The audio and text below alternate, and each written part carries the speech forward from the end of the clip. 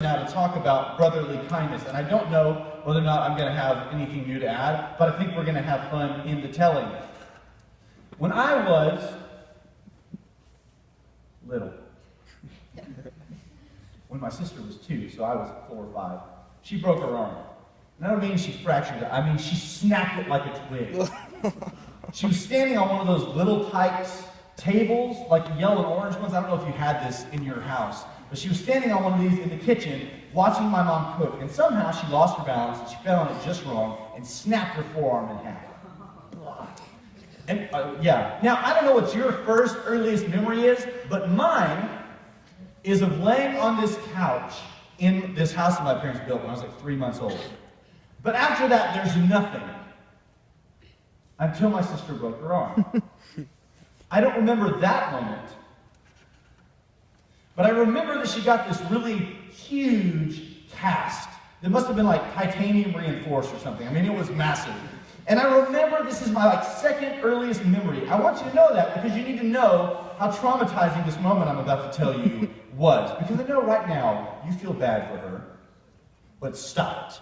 Because she is not the victim in this story, I am. So we're sitting in this chair, and picture this. It's this lazy Texas summer afternoon. She and I are sitting in this large 70s brown vinyl chair. Dust playing in the sunlight, drifting through the window, through the blinds. Leah is on my left, I'm on her right. She looks troubled.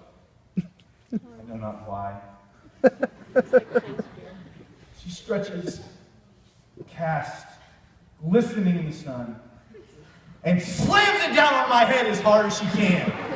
Now, I mean, this is traumatizing. This is my second earliest memory. My head is lumpy, and I swear it's because of that moment.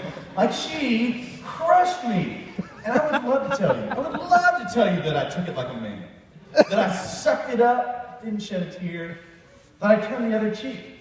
Please, Leah. You seem to have some demons. Hit me on the other side.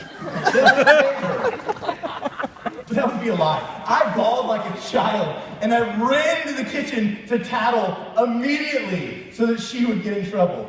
And that pretty well sets the stage, the whole tone of our relationship for the next 17 years. But here's the problem with my situation. My family, mostly my dad, had this rule. I was not allowed to hit her. Now, she wasn't really allowed to hit me either, but if I hit her back, I got in way more trouble than she got in. So we had this war for 17 years, and the only war I was allowed to fight was the psychological one. And I was good at it.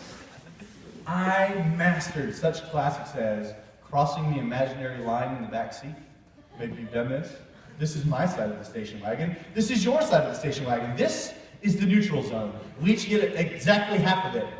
Mom and Dad are now looking out the window. They're talking. Stop it! Mom! He touched my side! Both of you stay on your own side of the car. Know what she's talking about, Mom? She would freak out! Or this is the best one. Oh man, this was my favorite one. Oh, I don't know where to say with this. I called it, I'm not touching you. Hey, Leah. Stop touching me. Stop touching me right now. Mom, he's touching me! He's touching me! I told him to stop. And Mom would say something brilliant like, no one touch anyone ever again. I don't know why she's mad, Mom.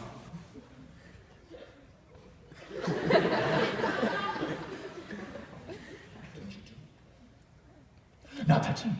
Not touching you. You can't be mad because I'm not touching you. And I could be all in her face and she would just lose her mind and hit me as hard as she could. At which point I would run into the kitchen and tell my mom and she would get a spanking every time. It was brilliant. I didn't have to hit my sister because Mom would do it for me.